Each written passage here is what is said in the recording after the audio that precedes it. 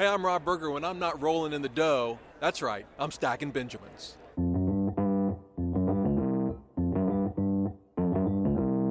Live from Joe's mom's basement, it's the Stacking Benjamin Show.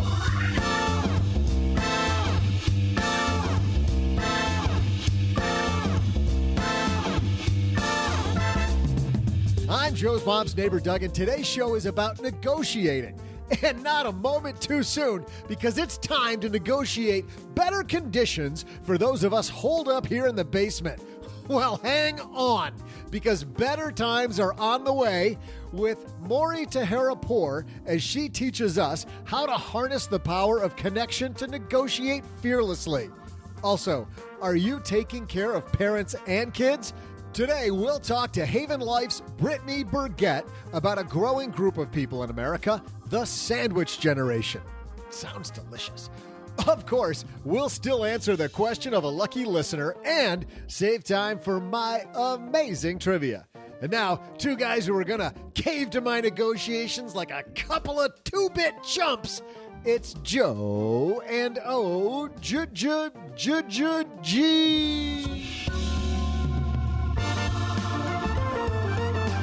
It's funny how he can read that the power of connection is the key to negotiation and then call us chumps when we're about to go to the negotiating table. Oh, you were actually going to go? I wasn't even going to justify this with any amount of time or energy. You're going to just... No, you're right. This would be kind of fun. Just going to phone it in. Oh, you know it's going to be a circus. It's like Madagascar with the monkeys and the penguins. He's like, I want paternity leave. Paternity leave? How many times do you think parents have watched movies like Madagascar in the last 3 weeks? About 57. We are kind of working our way through a couple series. I'm the parent of the year. I got the mug somewhere. It already says it. So I'm trying to re-up for this year. So my kids and I are on Die Hard 3. We're looking forward to Die Hard 4 and 5. Oh, welcome to How Not to Parent. Another Monday on the show. I'm Joe Salsi. We're running out of shows, man. It's like, you got to do some series. You can't just do a single thing. So it's that guy with the Parent of the Year mug whose voice you hear, that is Mr. OG. We've got a great sexy OG. Absolutely. First thing on a Monday morning. Nothing I think more than I'm looking pretty good today. I showered and everything. It's a Monday, so I showered. You do. You look crisp. I have not showered nor shaved. So me neither. I was late to the table. Hey, big thanks to Fiverr for supporting Stacking Benjamins. Such a cool company. But and we've been on it nonstop the last week. Nobody hires us, but we're on it. We're doing our part, though, America, to hire other people using Fiverr. So easy to find freelance talent for your business or product. Don't waste any more time. Get 10% off and the service you deserve by going to fiverr.com. Use code SB.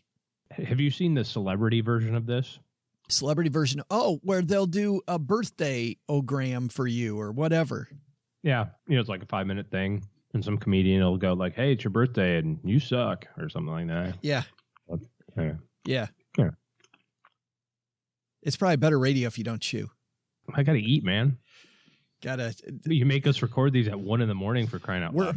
We're home 24/7 and you can't find a different time to chew.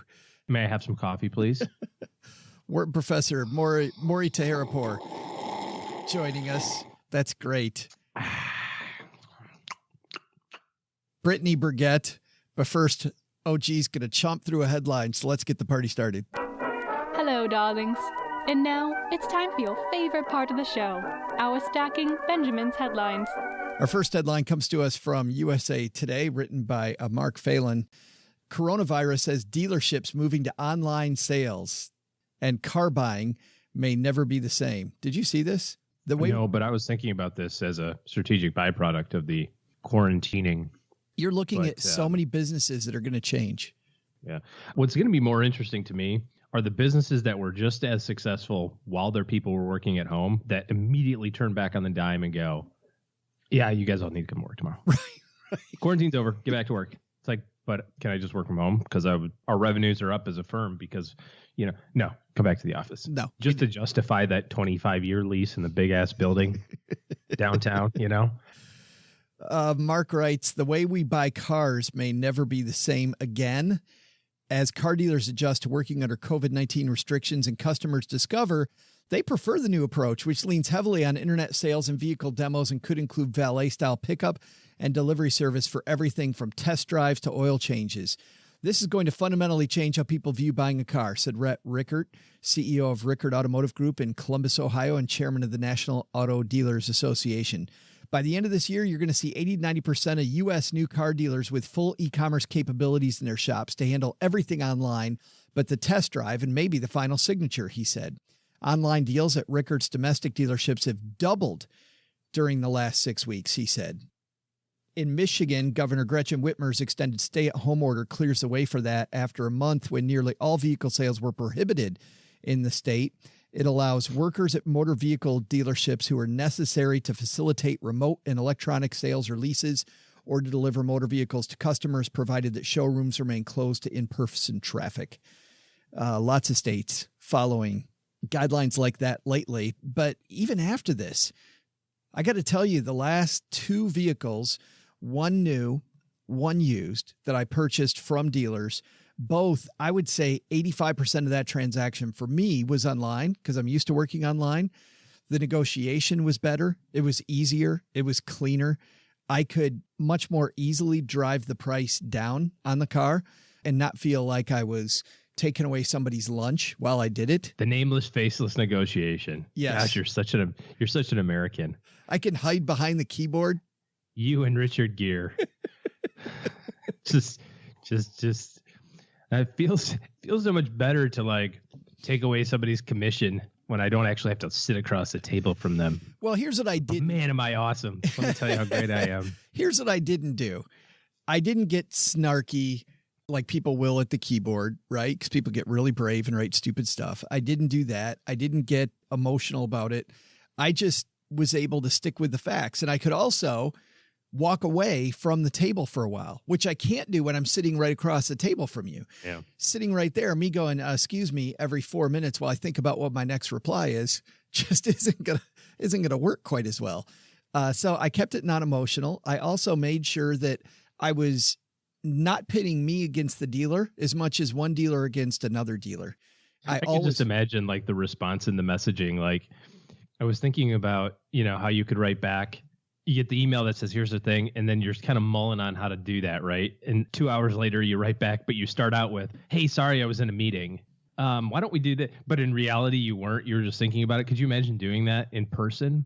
Right. Where you're like sitting across the table. You're like, oh, sorry, I've got a meeting. And you go sit out in the lobby and you just kind of sit there for 2 hours and have a cup of coffee. And you come back in and go, sorry, I was at a meeting. Sorry. Anyways. Yes. Because you had to think about strategically your reply. Yeah. That's, Or just, oh, hold on a second. I got to take a phone call. And then you sit there thinking right in front of them. Exactly. Or you go to the bathroom. But I think about stuff like this, not just with car deals. This will make it less painful for people, who consider this painful.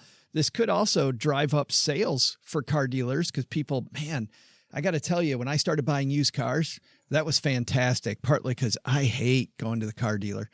I would much rather just buy a used car from Bob down the street. Much, much easier dealing with another Yahoo like me.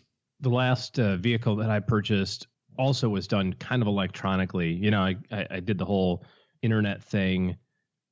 Then the person got my phone number. So we just started texting, and it took the better part of a month and a half. Cause this was what I was looking for, was a specific thing. And she couldn't find it. Oh, I can't find it. It doesn't exist. Well, that's like you said, from the other side of it, the internet works wonders. And I said, well, that's okay. I found one in North Carolina, so I'm just going to work with them. Thanks. All of a sudden, the heavens opened up. She was able to acquire it. It's amazing, because they didn't, want to lose the deal. But I do remember mentioning to her and to the finance people, when you go sign up, when you fill out all the paperwork, I said, listen, I don't want to talk about anything. We've decided on everything. Don't give me any surprises. I'm bringing my kid. I have 15 minutes. I want to go in. I need to sign whatever I got to sign. I want the keys. I want to leave. I don't need an introduction to the vehicle. I don't need you to walk me through how anti-lock brakes work. I just want the keys. I want to sign whatever I got to sign, and I want to leave. It still took an hour, didn't it? No, it didn't. It was probably about a half hour, but it wasn't as long as it could have been. And the guy was really cool. He's like, hey, I understand you've already got this all figured out. I'm like, well, I don't have it figured out, but I don't have any time. He's like, all right, cool. Sign here. I still read everything. I did find it irritating, though, that my car alerted the dealership that it was time for service. And the guy texted me like 2 weeks ago. Hey, your car's ready for service. Would you like to drop it off? And I thought it was an automated response, like one of those bots. So I just wrote back, no, Corona. And then he wrote back, haha, yeah, I understand. We can come pick it up if you want. And then I thought, well, that's even worse. Now I got other people in my car. No, where am I going? I'm not going anywhere. So I don't need oil service right now. But you know what I hope happens with the car dealership stuff? I hope that everybody realizes that brand new cars are stupid and they just buy used ones from now on. All the time. Yeah. Somebody's got to buy the new car to have a used car. That's the son of a biscuit. There's got to be one sucker in every group. Is that what you're saying? The definition. Got to be somebody who does it incorrectly. The definition of a used car is that somebody has to go into the car dealership. Your logic is amazing. And well, I hope there's some people that buy new cars then. You and I have seen a couple times in the last 20, 25 years when it skews so much toward used cars that the new car deal becomes fantastic. I mean, don't get me wrong. Those are slivers in the entire horizon. I mean, it's kind of notwithstanding the cash flow of it, it's the thing I hate most about debt isn't the interest rate. I hate the cash flow. I hate the fact that I've got this payment that I got to deal with. You know what I mean? And you talk about like financial independence and being able to change your lifestyle and work around things. And, we get things that are happening that are good or not so good. I don't necessarily mind the interest rate because I get how that whole cost of capital thing's got to work, but I mind the cash flow. And when I see the things like, hey, you can buy this brand new car for 0% for 84 months, that's actually not a terrible deal from an interest rate standpoint, right? 0% interest. And you've got but the whole premise of the payment for freaking 7 years and the thing's worth like half as soon as you get it. Yeah. It's just like day one, you've got 4 years of payments to make before you get back to walking out of that thing even money. It's just a hard pill to swallow. So I'm with you. I'm on team used car plan. And in our second headline, a new study out from Haven Life talks about this idea of the sandwich generation and the fact that you've got some people out there who are being hit from both sides. Obviously, right now with the coronavirus outbreak, we're being hit from all sides. But when this is over, we still have some of these same issues. And here to talk about it on my dad's shortwave is my friend Brittany Burgett. How are you? I'm doing well. How are you doing, Joe? I'm good, in the basement as usual. Hopefully you and yours are feeling healthy right now. Yes, I feel very fortunate right now, but I also will take any excuse to be socially distant. So I'm sure like you can relate to. It's not so bad. You're one of those people who've been preparing for this your whole life, right? Oh, yeah. I've been training my entire life. Yeah. Well, let's talk about this. Your piece about this called What is the Sandwich Generation and What Does It Want? Written by Nicole Decker. We'll link to it in our show notes. Starts off and says, John Latona, general manager at Haven Life, knows all about the worry. His father just turned 91. His mother's in her late 80s. While both parents still live independently, Latona says, I'm just waiting for the call. Latona and his wife have 2 children, both under 5 years old, and every few months they make the 10-hour trip to visit his parents and ensure everyone's doing okay. But even this arrangement won't be viable long term. There's going to be a point where my parents need more help. You guys dove into this, Brittany. I guess my first question is, why Haven Life talking about the sandwich generation? Yeah, it's something that many members of our team think about a lot. And we found that many of our team members are also going through the same life stages that our customers are going through. Haven Life was founded by Yaron when he had his first child and needed to get life insurance. And I think similarly, the team is pretty aware of what's going on in the lives of the types of people that we help financially protect. And so this was a subject that we were pretty curious about and we're excited to kind of delve more into as a result of just the understanding on our team. It says in the piece, the Pew Research Center reports that as of 2013, nearly half of adults in their 40s or 50s at a parent age 65 or older and were simultaneously either raising a young child or helping a grown child financially. Roughly 15% of middle-aged adults were providing financial support to both. Let's talk about people that are in the sandwich generation. Tell me what you found out. Yeah, so I guess first I'll start with when we were surveying the adults, we asked specifically if they identified as being part of the sandwich generation and defined it. And so those are people who have young children in their house and are either providing decision-making support or financial support to aging parents. So really it's people who are sandwiched between two really substantial responsibilities in their lives. Some of the things that stood out to us when we were reading it were some of the figures around their financial situation as a result of it. I mean, we got a lot of really interesting insight about lifestyles as well. But I think especially with what's going on economically right now, that's part of the survey that stands out most to me. And the big key finding is that the sandwich generation, even compared to, other newer generations, when you look at either millennials or baby boomers, but they're really struggling to save for retirement. One of the interesting insights that we found was that 84% of the respondents indicated that their retirement will be negative impacted by their financial responsibilities in some way. And so that's either having to adjust their retirement goals or they feel like they won't retire at all. And so that stood out to me as probably one of the most substantial findings, that these responsibilities to young children as well as their aging parents are ultimately affecting how they'll retire down the road. I found something else interesting too, Brittany, which is that I've been having a lot of talk with people lately about their mental health. People checking in with each other saying, hey, you doing okay? A lot of people, unlike you or I, not as used to you and I as working from home. A lot of people having issues in the sandwich generation with their mental health. This is difficult, not for a month or 2 months like it is for healthy Americans right now. This is a long-term mental hurt that's not going to go away anytime soon.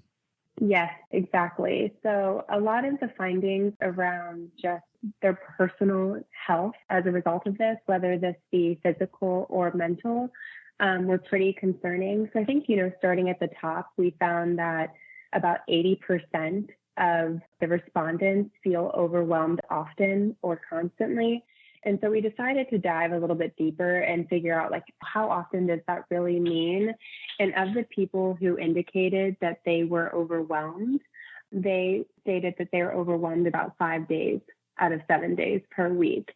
I think the other finding that kind of leads to understanding why perhaps their mental health is being affected by being a member of the sandwich generation is the survey respondents who indicated being very overwhelmed were also the ones who were most likely to be seeing negative financial impacts as a result of their responsibilities. So negative financial impacts being them saying that they're worried about their financial health as a result of their responsibilities, or the individuals who indicated that they've had to adjust their retirement goals or worry that they will never retire. Those are the ones who are most likely also to be feeling overwhelmed, and their mental health seem to be being affected by that. Yeah, I can imagine. I'm looking at a piece of the study that shows how the sandwich generation would spend an extra hour in their day.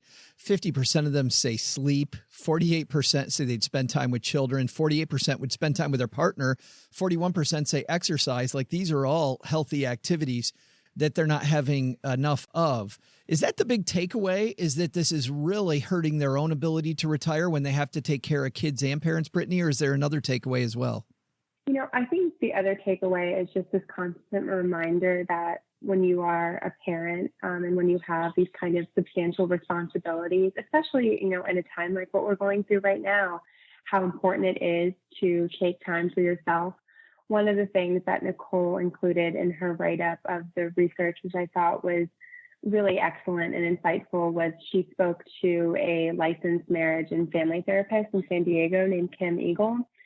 She was providing insights into, how there really are consequences for not taking time to take care of yourself. And if you're able to take care of yourself, you're going to be able to better take care of everyone else. You hear the same thing when you think about your financial situation. Mary Beth Dorjahan, who's also quoted in this article, I've read her say plenty of times where you always have to put on your oxygen mask before you help out someone else. And I think that's the underlying thread in all of this, is that It's very clear the sandwich generation has an overwhelming amount of responsibilities, both personally and financially, but they can't forget how important it is to take care of themselves. Well, great takeaways, and we'll link to it on our show notes page at stackingbenjamins.com if people want to dive in more. Brittany, thanks for hanging out with us for a few minutes and taking time out of your busy day, but we're all at home binging Netflix. So thanks for taking some time with us. I've just been sitting around waiting for your phone call. That's right. Nothing going on, right? No, thank you for having me. Big thanks to Brittany for stopping by. Nobody's helped out, OG, if you don't take care of yourself first. I agree. Got to take care of you, which is why you always, when you get those donuts, you let your kids watch you eating them, don't you?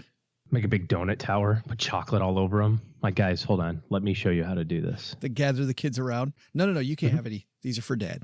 Exactly. Take care of myself first. That's take care of me. Probably lesson number one. Lesson number two is the world's a-changing. Maybe it's a great time to be thinking about where the ball's headed and see how much you can take advantage of that.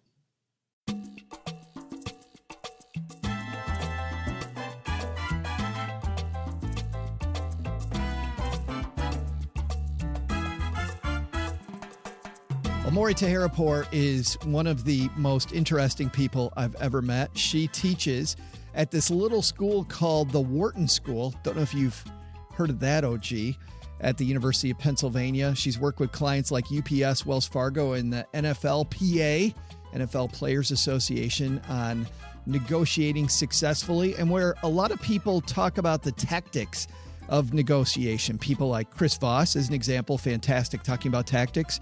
Mori is much more of a holistic negotiator. How do we come to the table at first? And I think we're going to really enjoy ourselves and learn a little bit about whether you're negotiating for the TV remote while you're sitting at home, or negotiating for your next raise, or maybe negotiating to continue working from home. Mori Taheripour on My Dad's Shortwave. And on My Dad's Shortwave, our new friend, Mori Taheripour. How are you? Hi, how are you? Thank you for having me. Well, I'm glad that you're here with us, and especially in these weird times. You know, you and I were talking before we started recording about just how weird it is. Like, I had to go get a package, and I spend half an hour washing myself off, which is why we're starting this a little late. Right. At least I'm happy that we're all kind of crazy about this, because that is like self-preservation and it's good for us, but there is no such thing as efficiency anymore. It's like just every form of wipe and cleaner and, mind you, my hands. Thank God I don't even have to get manicures anymore, because they're just, I'm glad nobody can see them, but it's like manual labor. That's what I do. But it's crazy. So being an expert in negotiation, I'm wondering, now that everybody's at home, Mori, if you then are using your skills to better negotiate, like which Netflix we watch next, what we have for dinner next. Like, I bet everybody just kind of bends because you're the ninja at this. Except for the fact that the ninja lives alone. So the only person I negotiate with is Alexa. And she often listens to me, but not always. Not so always. Went on, actually, as I said that.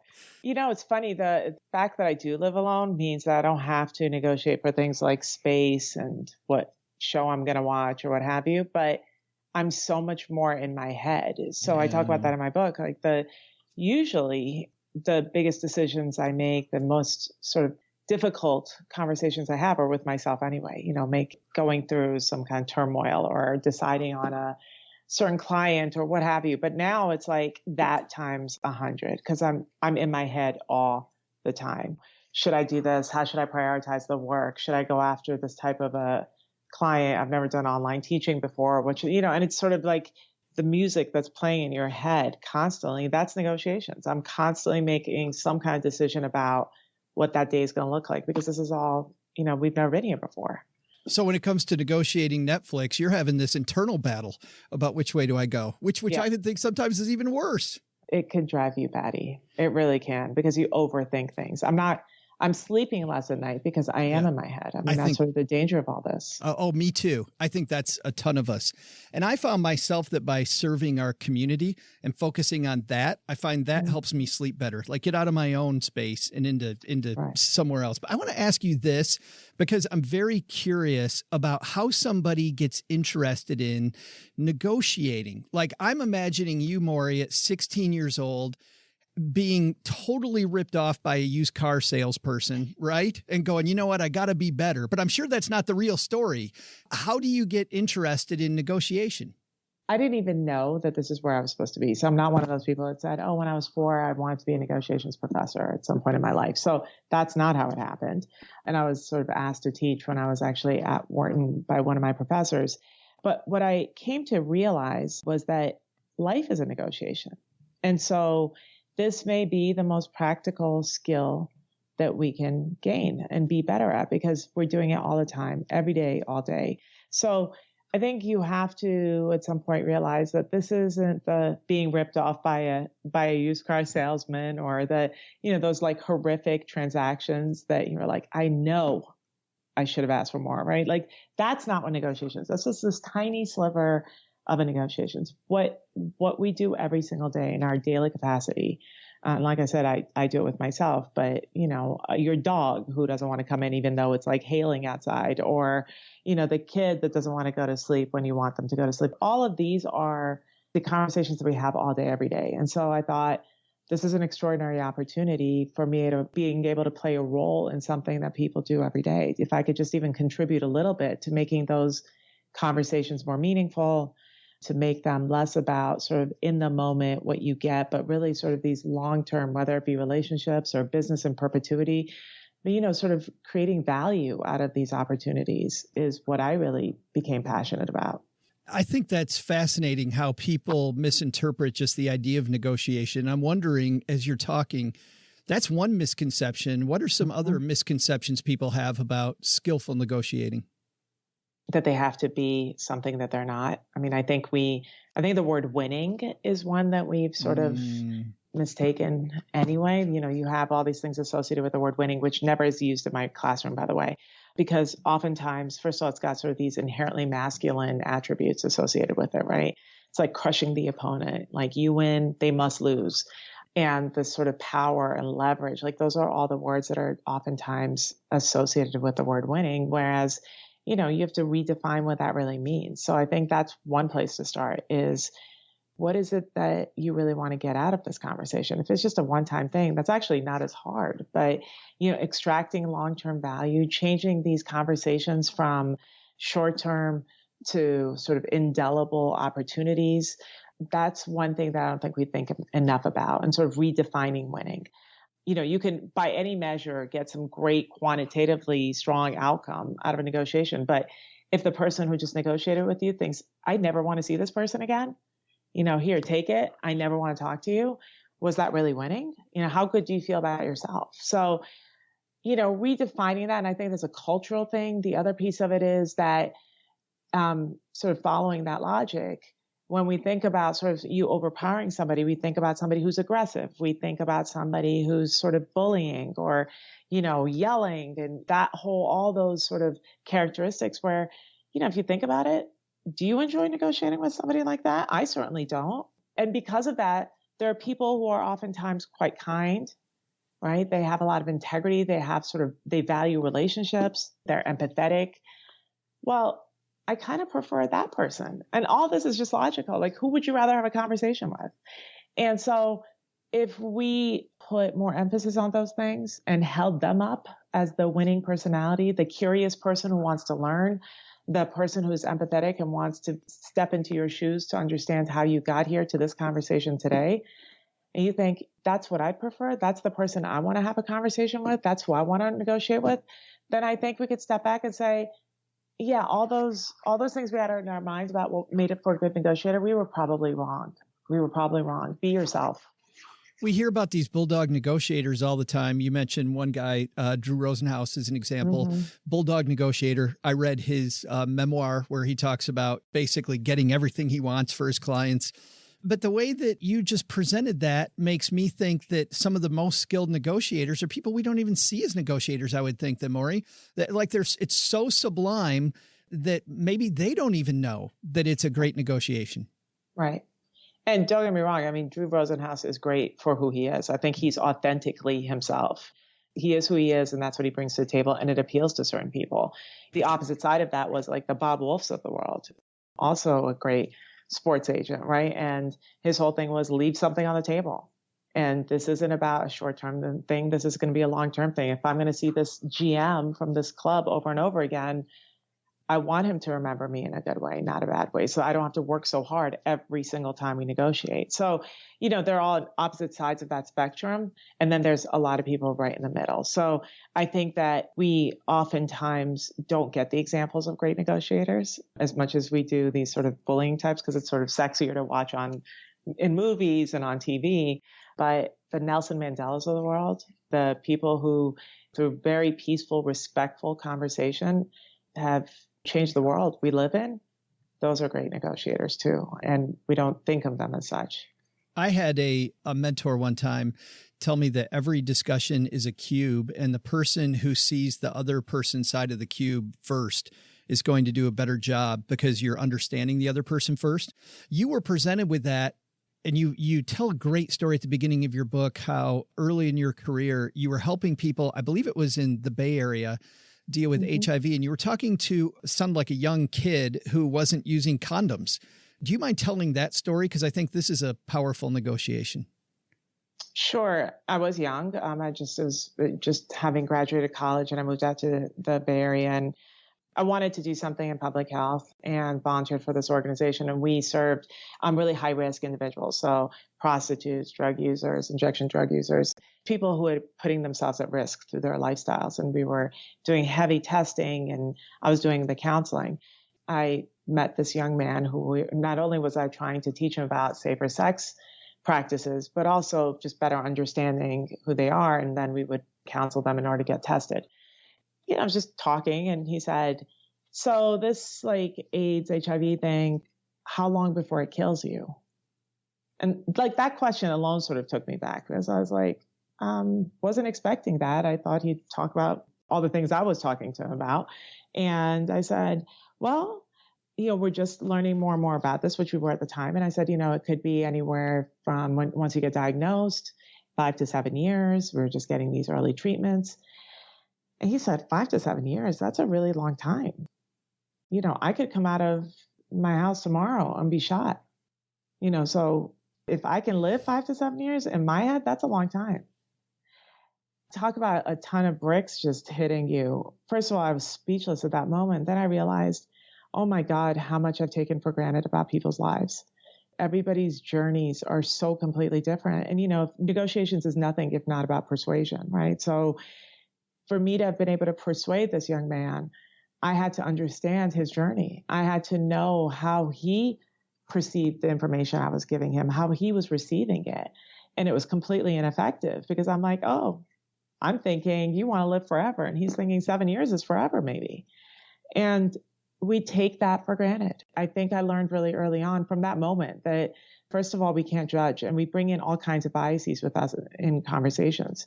But you are an expert negotiator, if there is such a thing, when you actually think, I have so much to learn. So I'm going to use this conversation, open my mind, open my heart, and really understand this person better, so that when I do want them to see my perspective, I know how to deliver that information in a way that they can see it, not the way I intended it to be seen.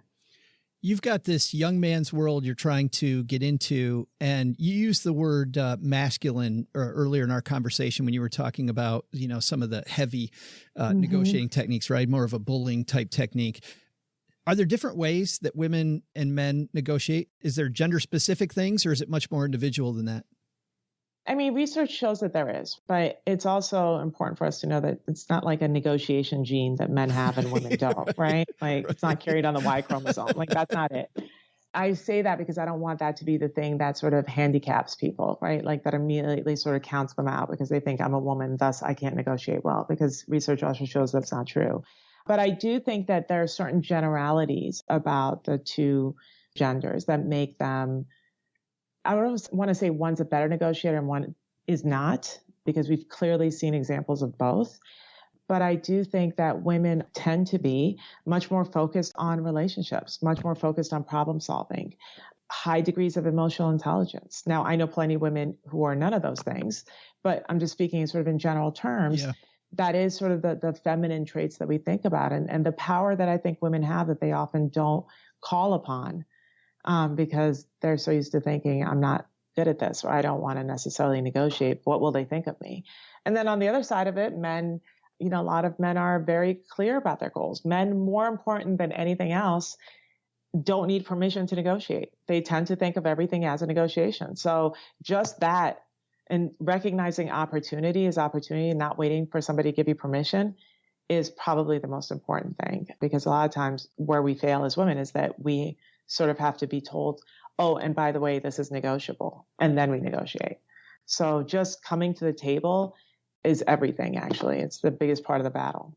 Well, and speaking of that, I'm a guy who feels like in a negotiation, I'm usually a pushover. So maybe I'm more the feminine side there. I don't see life as a negotiation. You tell me to pay X or you tell me it's going to be a certain way. I kind of do that.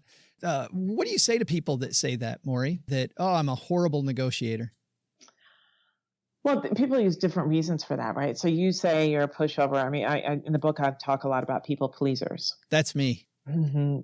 The unfortunate thing about people pleasers is that they often think that negotiation is inherently conflict ridden. So because of that, and not a lot of people like conflict, they want to just avoid it. So what's the easiest route is just to sort of give and avoid that conversation altogether. The problem is, like I said earlier, negotiation is not necessarily conflict ridden, right? It's a conversation. And so you do this over and over and over again, especially with family and friends, I think. You start really resenting them, even though you're the one who made the decision to give, because nobody tells you what you're not willing to give. You start resenting that person and thus the relationship. So the very relationship you were trying to protect, you actually hurt because you weren't speaking your truth and showing up into this conversation with your needs and your wants, right? So that may be the thing that is most detrimental, is just not saying, you know what, my needs and my wants are equally as important. But it doesn't mean that the two of us can't coexist in this conversation. It doesn't have to be one at the expense of the other. We can problem solve and make this mutually inclusive opportunity for both of us. I'm fascinated by how you go about this too. You talk a lot about how we downplay our own stories and how much we tell these stories. You talk about being in your head, Mori. A lot of this is between our ears, and changing that story around is so important. Talk to that for a moment, if you don't mind.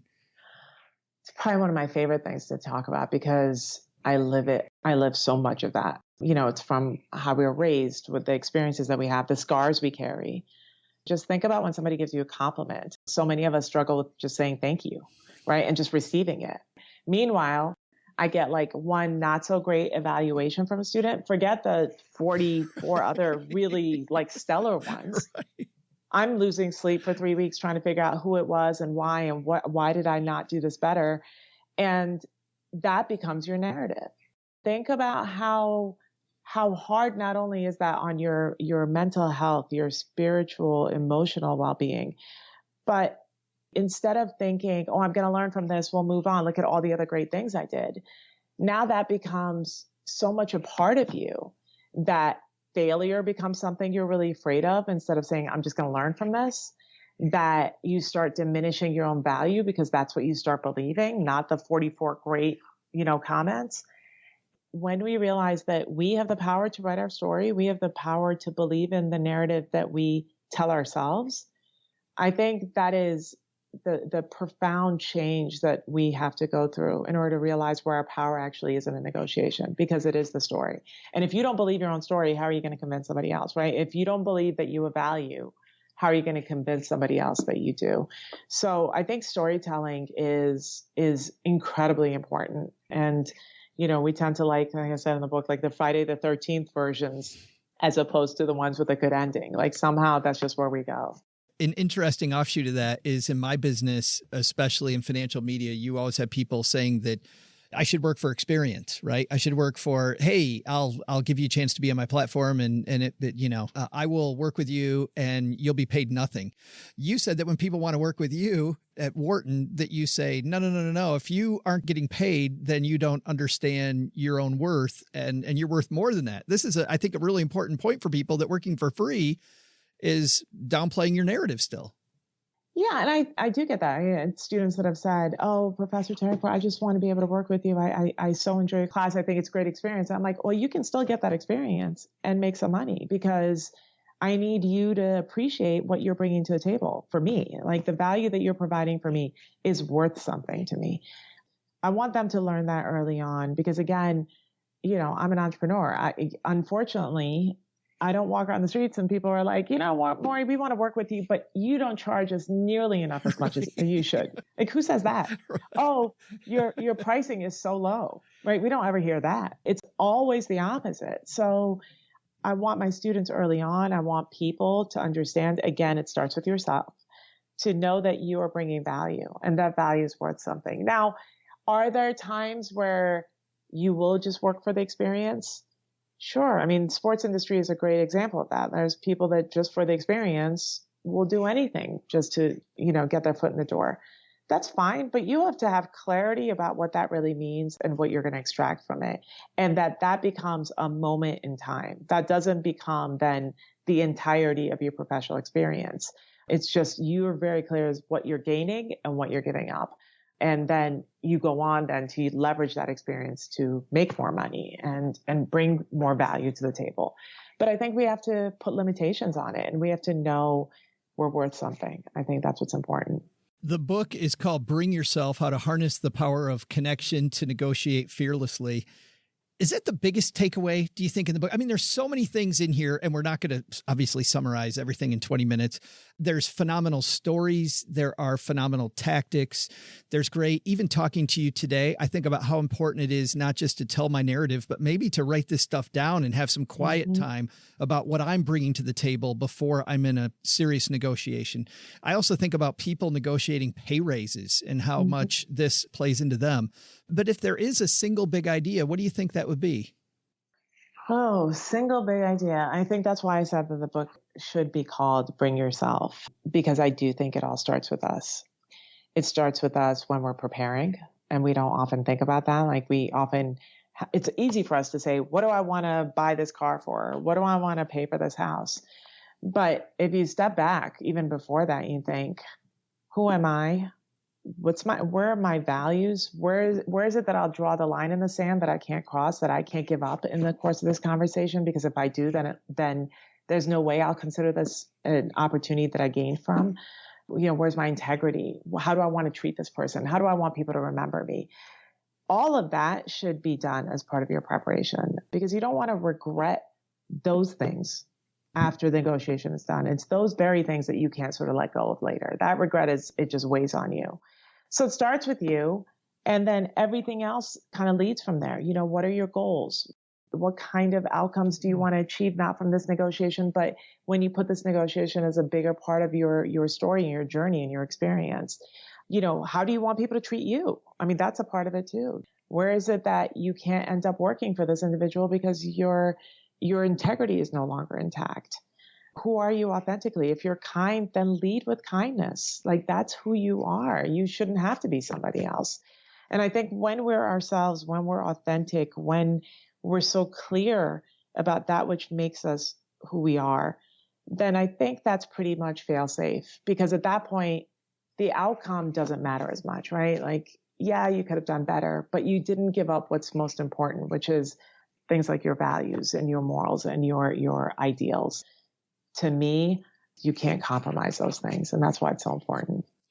We'll link to Bring Yourself and to Mori's website on our show notes page at stackingbenjamins.com. Mori Taheripour, thanks for hanging out with us for a few minutes and talking about negotiation. I appreciate it. Thank you. This was so much fun. I appreciate it. Hey there, trivia fans. I'm Joe's mom's neighbor, Doug. And thanks to Mori, I am feeling absolutely 100% fearless right now. It's time to negotiate with these guys and take what I got coming to me So let's see, what do I have coming to me? Oh, okay, all right. Maury said, bring yourself. Well, I am doing just that, obvs. I mean, as the star of this operation, I'm always here, and I've got some simple demands. I don't want to do this, but cross me and neighbor Doug's all walking, and probably to one of my many podcast suitors that I have many requests from. Hey, check this out. Live from Jill Schlesinger's basement, it's Jill on Monday. Gotta admit, it's got a ring to it, right? Am I right? So to keep me here, I'm going to require a makeup artist. That's right, a makeup artist to look fresh 3 days a week. Second, due to the current corona apocalypse or whatever they're calling it this week, I think it's time for my own trailer out back so I can prepare my genius in private. It's supposed to have 3 demands, I think. So what third demand? All right. Okay, I got to have one that's going to be a throwaway. I can't come up with it right now. So while I think about that, you chew on today's trivia.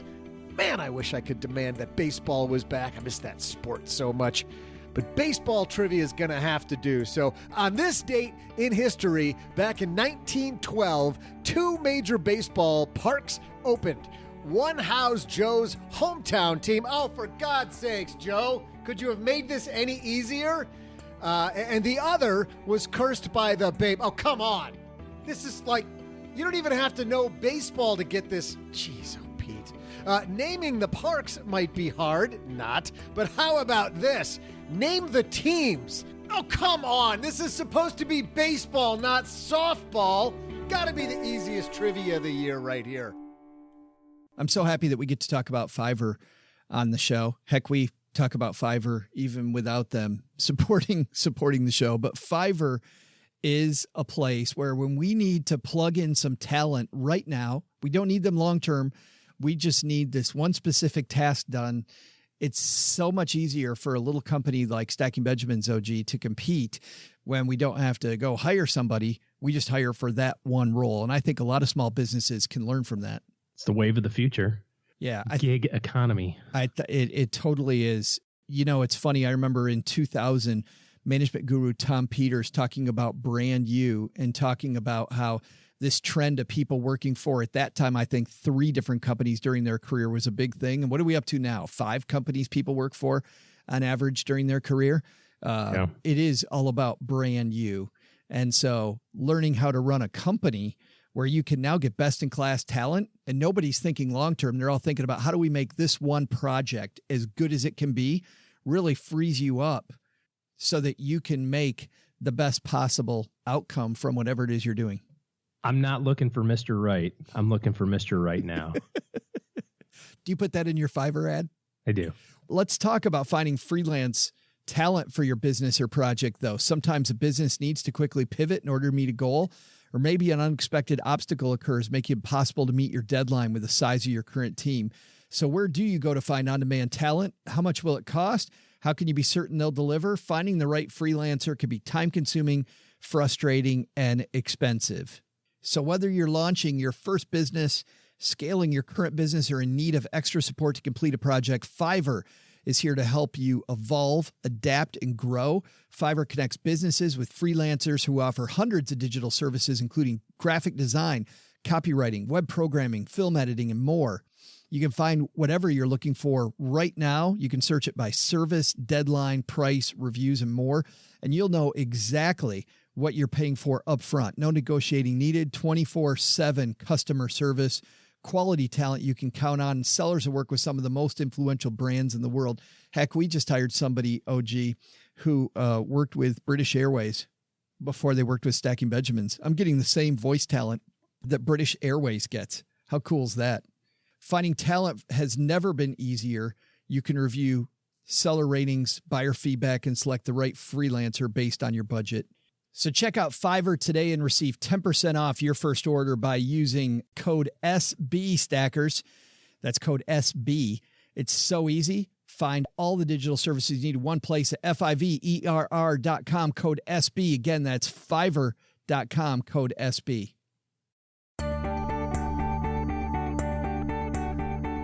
Hey, trivia fans, it's your pal, Neighbor Doug, and I'm giving a masterclass today illustrating how to make great demands during a negotiation.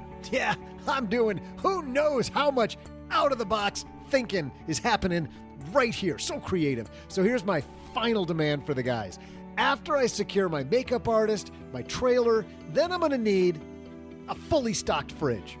By stocked, I mean a bunch of mini weenies, maybe some Pillsbury dough, and like all the Kool-Aid a guy could drink. And not in powder form, I want it pre-mixed.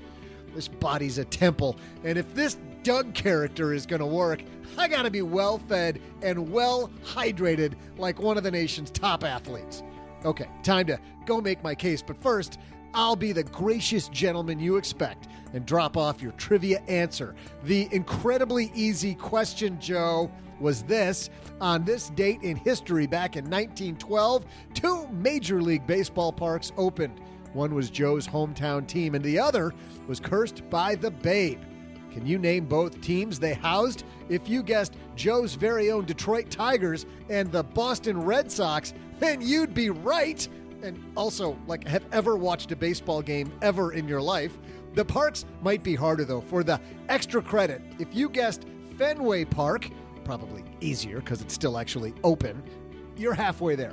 And if you said Tiger Stadium, you'd have hit a home run, but you really would have scored a grand slam if you knew that Tiger Stadium, when it was originally opened, was called Navin Field. Now that would impress me, and that's hard to do. So now, just like the Tigers and the Sox left their mark on history, so will Neighbor Doug here today in this crucial negotiation. Wish me luck. See ya.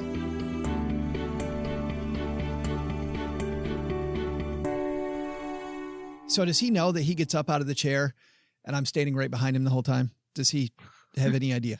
I don't think so. I don't think so at all. Big thanks to Mori for stopping by. You know, I love this idea, OG, of thinking about not just what you're negotiating for, but who you're negotiating with. Like when you think from that person's point of view. What do they want? Yeah. What's a win? Think win-win. Yeah. Yeah. But without using the cheesy sales language. I'm going to think outside the box here, create a solution that's win-win when we all synergize, come together, circle back and tell me if this is a great idea. Let's throw out the Haven Lifeline, OG, and tackle some of life's most important questions. Our friends at Haven Life Insurance Agency, they put what you value first. Well, today is April 20th. So some people value different things on April 20th. They probably do. It says here your loved ones and your time, no matter what day it is. Well, that's true too. I bet some people now are appreciating their loved ones a little less than they might have 3 weeks ago. I don't know. I like my kids, or maybe, like my family. Maybe a little more. It's why they made buying quality term life insurance simple so you can spend more time with them. Head to stackingbenjamins.com/Haven Life now for a free quote. That's stackingbenjamins.com/Haven Life. Today, I want to answer a question, OG. We'll take a break from the actual call-in line and answer a question. We've been getting some coronavirus questions over on Instagram. Gertrude's been posting those on our Instagram account. We've had some very serious questions that maybe a lot of people don't know the answer to. And don't get me wrong, I think most of the questions we get here are pretty serious. But here's a big one from Adrian. If we were on unemployment prior to COVID-19, are they going to be getting the $600 additional week for unemployment? And if so, when? Whew, that's a tight question. This is going to be a state-by-state decision, I'm guessing, because of the kind of nature of how unemployment works. I don't know, Joe, do you have more information on this one? Yeah, we actually did a lot of digging for Adrian when she first asked this. So big thanks, by the way, to Kevin on our team who did some research for us. This is definitely, OG, you're right there, a state-by-state basis. Many more people are eligible, so you're going to have to check whether you're eligible for the increased amount of money. As an example, some gig economy workers now eligible. Some people that didn't qualify before for unemployment benefits now eligible. So the line's been moved, still not 100%. So you're going to have to check with your state. But It's retroactive as of March 29th. Most states should have it, OG, rolled out by today, is my understanding, but possibly not all. So if you haven't seen an increase in your unemployment, might be a good time to contact your state's unemployment office and find out what the situation is there. I would call early in the morning. Very, very early. I know here in Michigan, we tried to help a family member file for unemployment when this first hits. He works in food services in a restaurant situation, and like most people in restaurants, unfortunately, nearly immediately was out of a job. So we had to try OG 3 times before we finally got through. Big thanks to Adrian for that question. You got a question for us? If it's related to this situation, we will definitely move those to the head of the class, but we're taking all questions here. StackingBenjamins.com/voicemail for the Haven Lifeline. So if you have a question or you want to bounce something off of a couple of yahoos who do a podcast, StackingBenjamins.com/voicemail. If you're somebody who's looking to hire a team that's better in your corner, OG and his team, of course, are taking clients. And I think like a lot of people, you might be reevaluating your team right now. I'm pretty much watching all of Netflix. So if you ask me if I've watched, You've seen it all. Yeah, the answer is yes, I'm watching it. But I'm watching a documentary about Formula One drivers called Formula One Drive to Survive. And you look at how OG, these teams that aren't performing, always looking at the quality of their team. And I'm on episode 6, and I'm watching an episode just now where 2 guys got fired. Time to reevaluate the team. Things not going the way you want. Is it the conditions, or is it the quality of your team? Also, big thanks to people who have given us a review of the show. In fact, I want to thank somebody who just reviewed our YouTube chat with Scott Heiser, the author of Healthcare's Making Me Sick. Big thanks to Brian for his comment over there. Thoroughly enjoyed the interview with Scott Heiser. He said he was first introduced to Scott's work from his interview on Stacking Benjamins in December and immediately purchased the book. It allowed me to see healthcare and health insurance from a different light. As a result, I have a better understanding of our complex health system. In addition, I was able to take advantage of perks in my current plan that I was not familiar with prior to that. Big thanks to Brian for that comment. Just what we like to hear, OG. Helping people either save a little more, make a little more. Today's show, negotiate a little better. Spend a little more. Wait, what? Good time to tune back in. All right, that's going to do it for today. Doug, you've got it from here, man. Maybe for the last time, because you are the weakest link. We're sitting out at the negotiation table. What should we have learned today? So what should we have learned today? First, worried about your parents and kids? Take some advice from Brittany Burgett at Haven Life. Help yourself first. You won't be able to take care of anyone if you aren't in good health and good financial shape. Second, take a lesson from Mori Taheripour. The key to successful negotiating? Well, it lies in building relationships to find solutions that'll benefit everyone. But the big takeaway? Who thought Joe and OG would be low enough to bring in a ringer? As soon as Joe's mom walked into the dining room, she put the kibosh on everything. But just like Maury said, in the spirit of meeting me halfway, she did agree that I can now take out the trash every day. I'll tell you what, Joe's mom knows all about win-win. Special thanks to Mori Taheripour for stopping by the basement. You can find out more about Mori and her book, Bring Yourself, at moritaheripour.com. And since you don't have a chance in hell of spelling her name correctly, you should check her out on our show notes page at stackingbenjamins.com. Thanks also to Brittany Burgett from Haven Life for joining us today. You'll find a link to the Sandwich Generation study in our show notes at stackingbenjamins.com.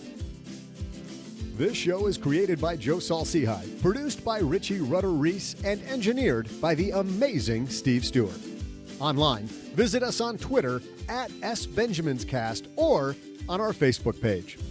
I'm Joe's mom's neighbor, Doug, and I just jumped the shark.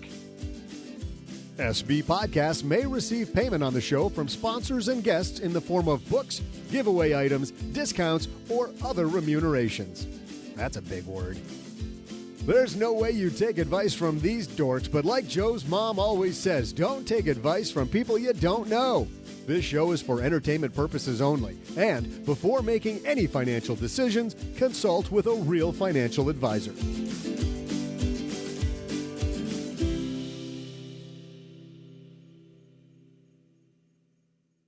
Margie down at the Sizzler just told me I made something of a Freudian slip. When I asked her what that was, she said it's when you say one thing, but you really mean your mother.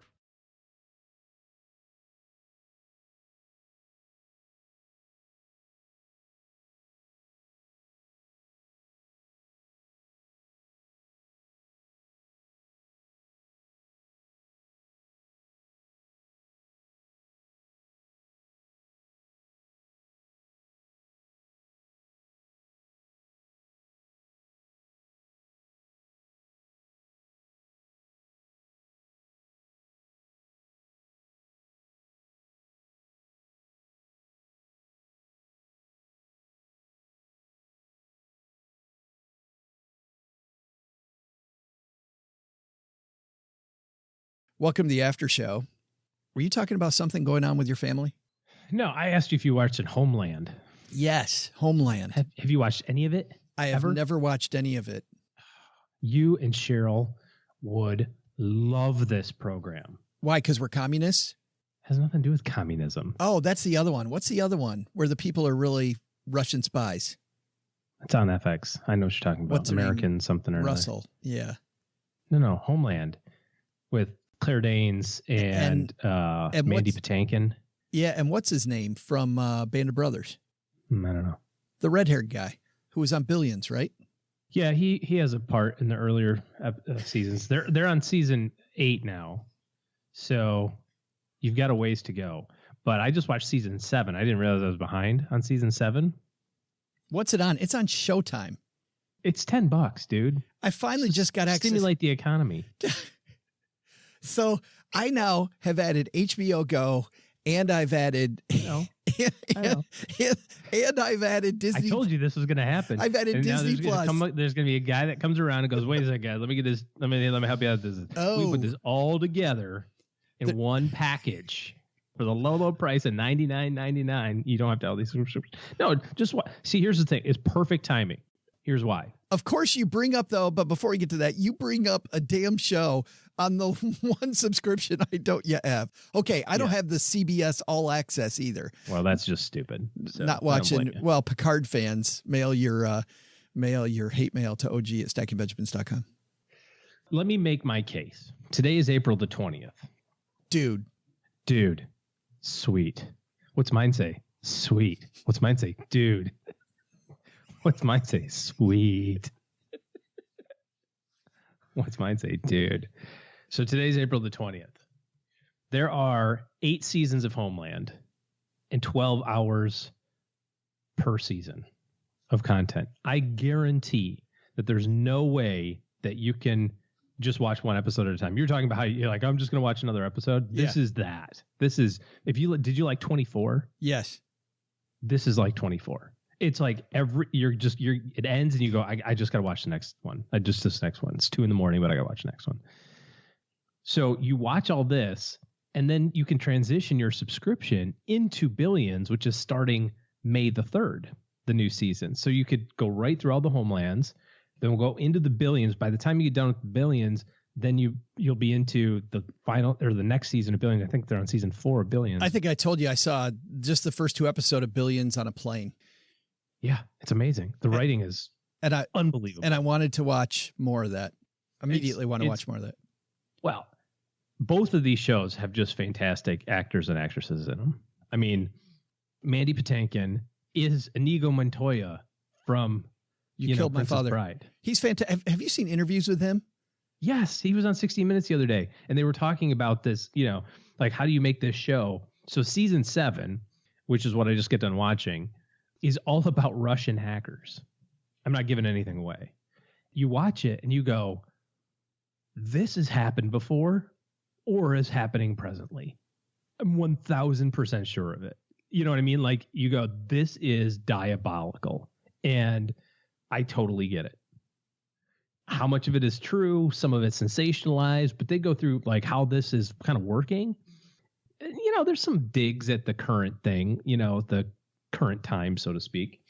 There's a scene where they're interviewing the two Russian diplomats or whatever are talking, and one is doing something bad and one doesn't know the other person's doing something bad. And he's like, you know, well, we can't be doing this. And he's like, yeah, especially after we got our hand caught with our hand in the cookie jar with their elections in the last cycle. You know, so they put a little, you know, a little stank on it. Yeah. Like, hey, you know, but man, it's so good. It's so good. It follows a very formulaic theme. Just trouble, savior, fixes the problem, ends up taking one for the team. Stop. You know, no, I'm just saying, like, that's I know. the pattern. I'm handing you my freaking wallet. Just stop. Please stop. The good news is that you can get all this done in 2 months. This is what I was going to say. Between now and before it resubscribes you for a third month, you can have all of this done. Showtime. And there's probably some one free month deal out there. Yeah, you just get it $10.99. It's on your phone. There's got to be. Yeah. Come on.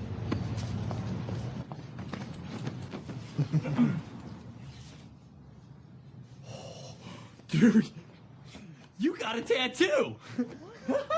So do you, dude? No. Oh. Dude, what does my tattoo say? Sweet! What about mine? Dude, what does mine say? Sweet! What about mine? Dude, what does mine say? Sweet! What about mine? Dude, what does mine say? Sweet! What about mine? Dude, what does mine say? Sweet! What about mine? Dude, what does mine say? Sweet! What about mine? Dude, what does mine say? Sweet! You idiot! 你為佬你今次就係我散星啊！